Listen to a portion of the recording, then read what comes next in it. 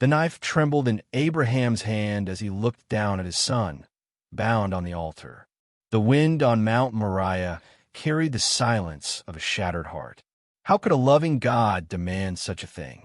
But let's go back to where it began. Abraham was an old man when God called him out of Ur, promising to make him a great nation. For 25 years, he and Sarah waited for a son. And then, against all hope, Isaac was born, the child of promise, the laughter of their old age. Isaac grew, and Abraham's love for him was immeasurable.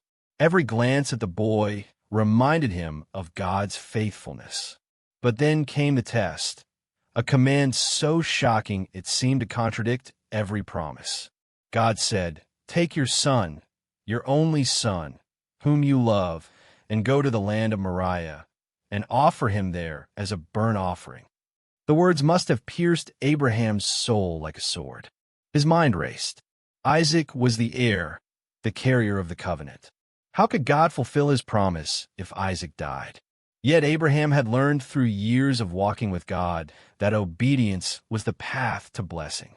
Early the next morning, Abraham rose, saddled his donkey, and took 2 servants and Isaac.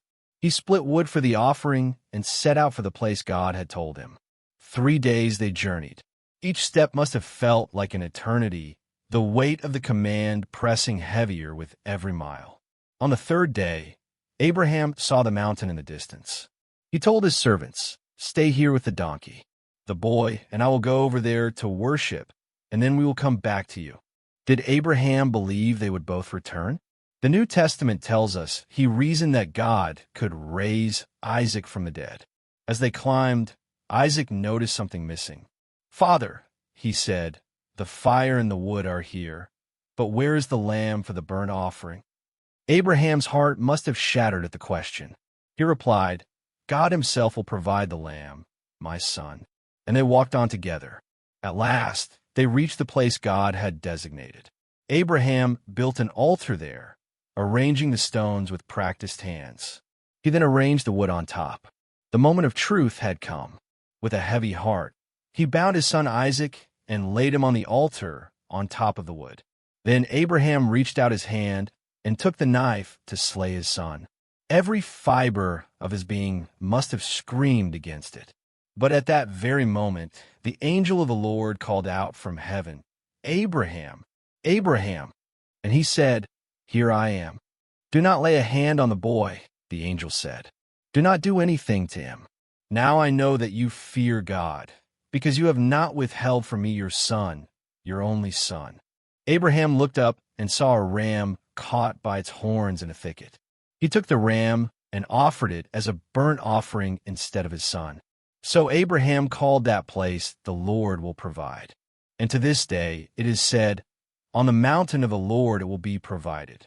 The angel called to Abraham a second time, reaffirming the covenant.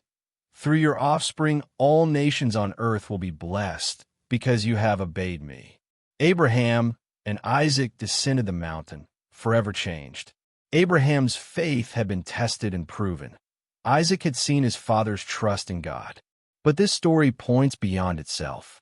2,000 years later, another father would not spare his only son, but gave him up for us all.